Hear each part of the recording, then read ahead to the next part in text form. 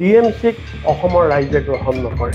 এইটো এটা বেংগলৰ ৰিজনেল পাৰ্টি, বেংগলৰ আঞ্চলিক দল এটা অসমৰ মানুহে কিয় গ্ৰহণ কৰিব বেলেগ এখন ৰাজ্য? যদি ৰাইজে ইয়াক একচেপ্ট নকৰে তেতিয়াহ'লে আমাৰ মূল লক্ষ্যত আমি উপনীত হ'ব নোৱাৰিম। বেচিকেলি অন্য কাৰণ নাই। মোৰ কাৰো প্ৰতি মোৰ পদত্যাগ পত্ৰটো মই লিখিছোঁ, মোৰ কাৰো প্ৰতি কোনো গ্ৰিভান্স নাইকিয়া।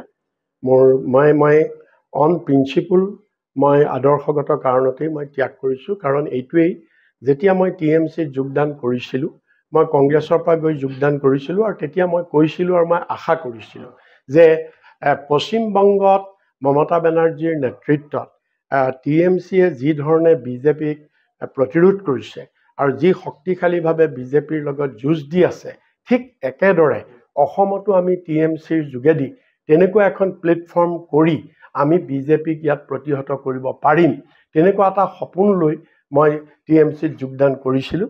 কিন্তু 2টা বছৰ আৰু 6 মাহ, মোটামুটি 2.5 বছৰ টিএমচিক গোটেই অসমত সংগঠন কৰিবলৈ গৈ মই দেখিলোঁ, যদিও সংগঠন হৈছে ডিষ্ট্ৰিক্ট লেভেলতো বহুতখিনি আমি কৰিলোঁ, কিন্তু দেখিলোঁ ৰাইজৰ যিটো ইয়াত চিন্তাধাৰা সেইটো হৈছে কি যে টিএমচিক অসমৰ ৰাইজে গ্ৰহণ নকৰে। টিএমচিক অসমৰ ৰাইজে গ্ৰহণ নকৰে যে টিএমচিক এইকাৰণে অসমৰ ৰাইজে গ্ৰহণ নকৰে যে এইটো এটা ৰাইজে, অসমৰ ৰাইজে ভাবে এইটো এটা বেংগলৰ ৰিজনেল পাৰ্টি, আৰু বেংগলৰ আঞ্চলিক দল এটা অসমৰ মানুহে কিয় গ্ৰহণ কৰিব বেলেগ এখন ৰাজ্যত?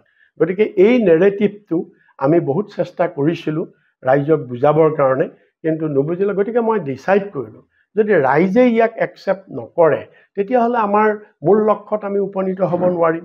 কাৰণ আমাৰ লক্ষ্য আছিলে টিএমচিৰ বেনাৰেদি, টিএমচিৰ প্লেটফৰ্মৰ যোগেদি বিজেপিক প্ৰতিৰোধ কৰা।